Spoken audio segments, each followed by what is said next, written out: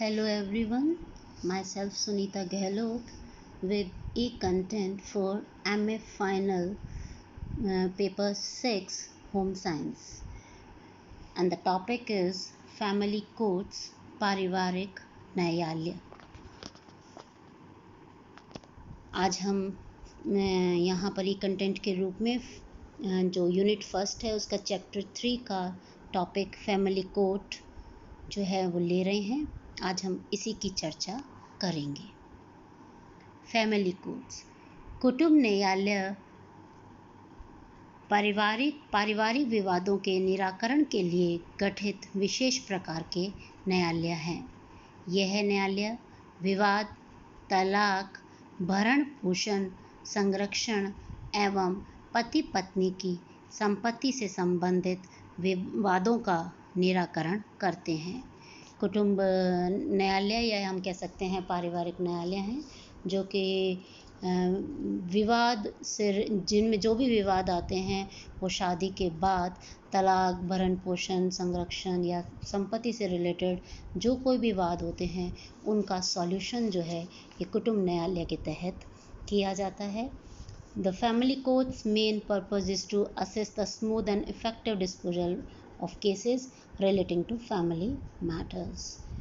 Family courts was originally created to be a court of equity convened to decide matters and make orders in relation to family law such as custody of children and could disregard certain legal requirements.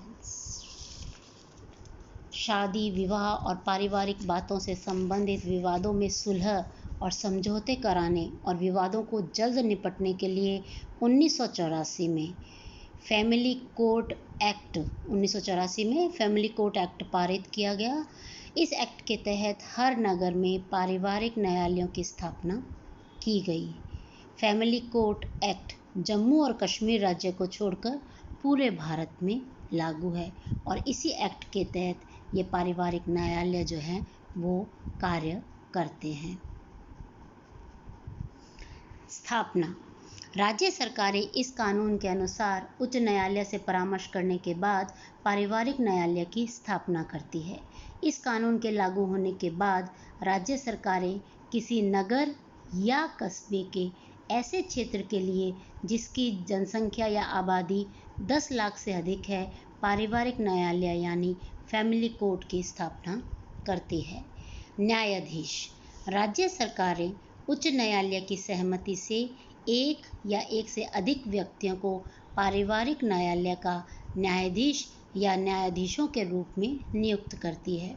न्यायाधीश को काफ़ी अनुभवी होना चाहिए जो कम से कम 7 वर्षों तक भारत में कोई न्यायिक पद या किसी अधिकरण के सदस्य का पद या केंद्र या राज्य के अधीन कोई ऐसा पद धारण किया हो जिसमें विधि का विशेष ज्ञान जरूरी है या जो किसी उच्च न्यायालय का लगातार कम से कम 7 वर्षों तक अधिवक्ता रहा हो।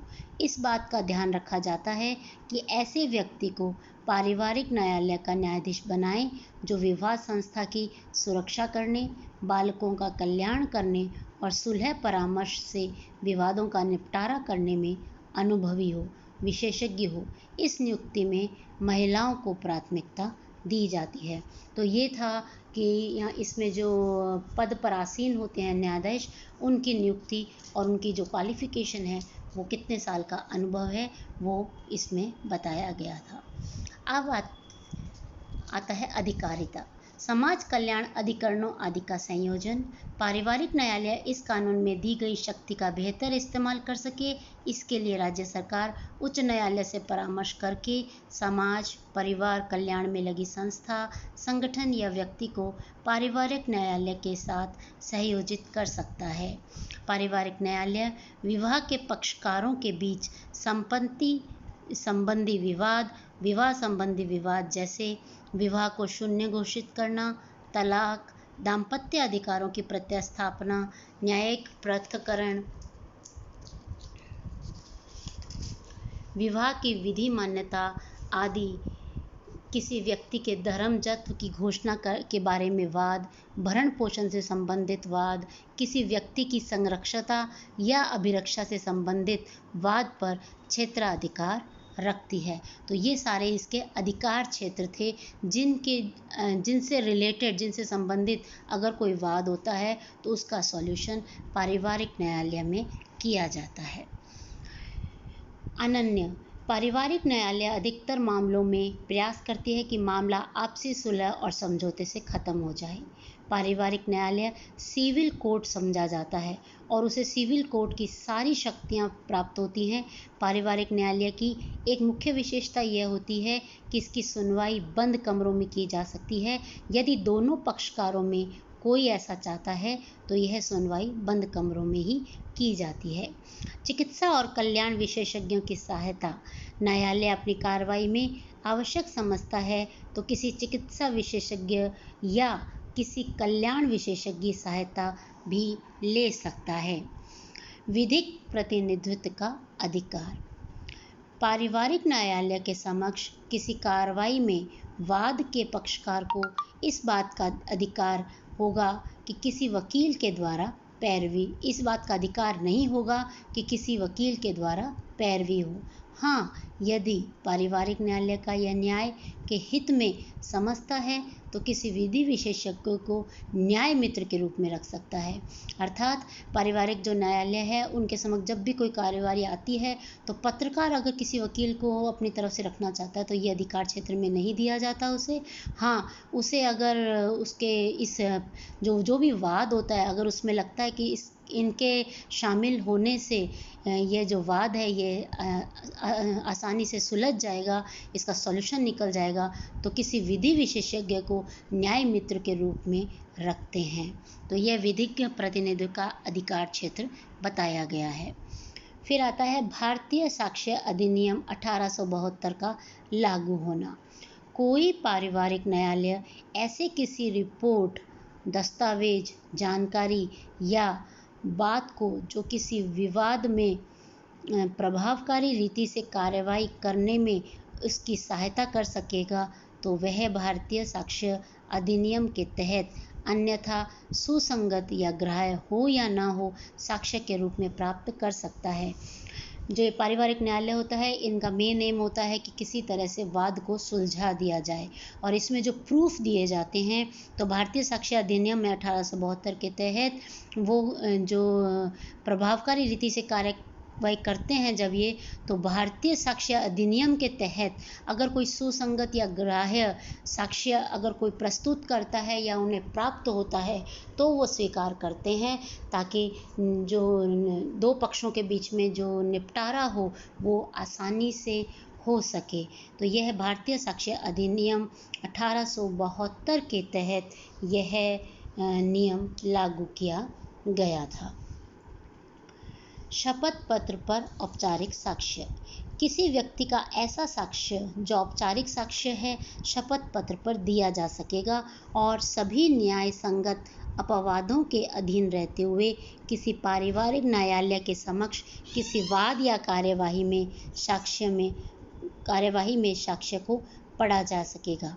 अर्थात शपथ पत्र हमने अभी ऊपर पढ़ा कि भारतीय साक्ष्य अधिनियम 1872 लागू होता है जहाँ पर साक्ष्य को ग्रहण किया जाता है, लेकिन अगर साक्ष्य औपचारिक साक्ष्य है तो उसे शपथ पत्र के रूप में एक प्रमाण पत्र के रूप में दिया जा सकेगा और न्याय संगत के जो अपवादों के अधीन रहते हुए किसी पारिवारिक न्यायालय के समक्ष किसी वाद या कार्यवाही में फिर जब वो शपथ पत्र पूरा औपचारिक रूप में ले लिया जाता है तभी उसी साक्ष्य को पढ़ने का अधिकार दिया जाता है।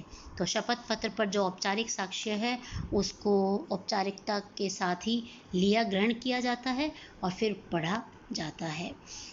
फिर आता है निर्णय। पारिवारिक न्यायालय के द्वारा पारित किसी आदेश या डिक्री का वही प्रभाव होगा जो किसी सिविल न्यायालय का होता है और उसका निष्पादन सिविल न्यायालय की डिक्री या आदेश के निष्पादन के तौर तरीकों से ही होगा।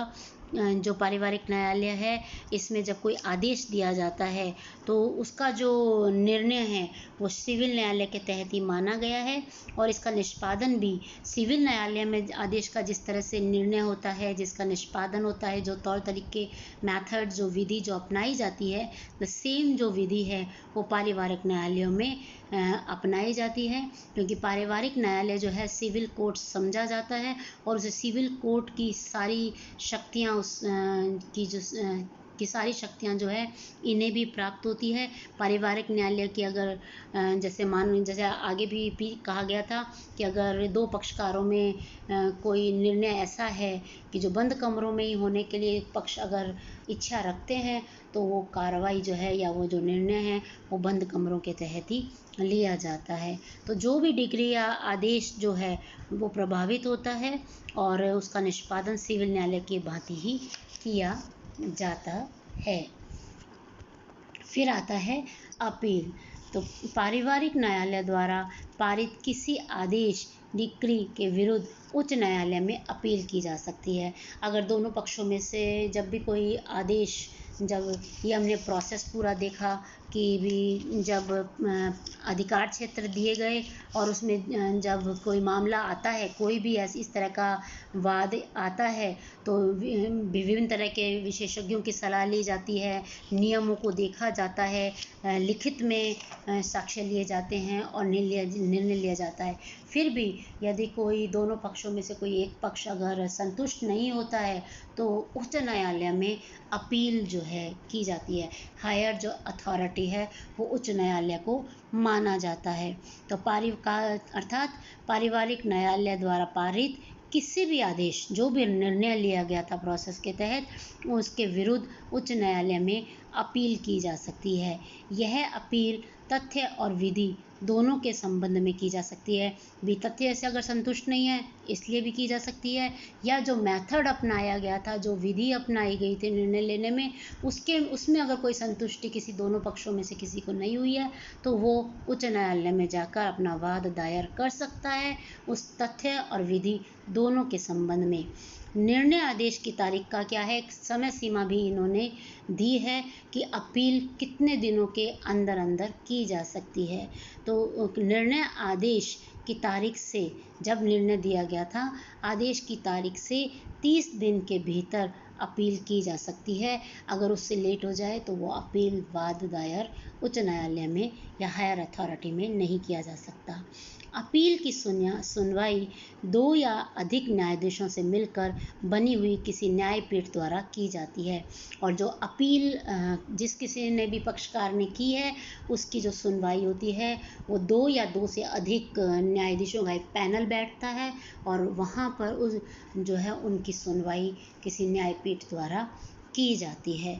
तो आज हमने इस तरह से अपील का ये प्रोसेस है। तो आज हमने फैमिली कोर्ट, जो कि एक टॉपिक है यूनिट फर्स्ट पेपर 6 का जो है MA फाइनल का होम साइंस का, उसमें पारिवारिक न्यायालय है जिनको कुटुंब न्यायालय भी कहा जाता है, और ये जो परिवार से संबंधित विवाद हैं उनका निराकरण करते हैं। इसमें हमने इनकी स्थापना देखी, न्यायाधीशों की जो नियुक्ति है वो देते वक्त किन नियमों का ध्यान रखा जाता है, समाज कल्याण अधिकरणों आदि का संयोजन के बारे में देखा, अधिकार क्षेत्र देखे कि कौन कौन से अधिकार क्षेत्र पारिवारिक न्यायालयों के तहत आते हैं, और फिर इसके बाद चिकित्सा और विशेषज्ञों की सलाह ली जा सकती है या नहीं, विधि के प्रतिनिधित्व का अधिकार किन क्षेत्रों में किया जा सकता है, और 1872 का जो नियम है, अधिनियम है, वो हमने देखा, और शपथ पत्र जो है वो औपचारिक और निर्णय संबंधी और अपील संबंधी जो जानकारी है वो आज हमने इस चर्चा के तहत जानी और समझी कि पारिवारिक न्यायालय होते क्या हैं और कैसे हम उनका जो यूज़ जो है वो उनमें अपना कोई भी जो वाद है वो दायर कर सकते हैं। तो आज की इस चर्चा में इतना ही। नेक्स्ट जो है इसी चैप्टर का, थर्ड चैप्टर का जो नेक्स्ट टॉपिक है मैरिज का रिलेटेड, वो लेंगे। तब तक के लिए धन्यवाद।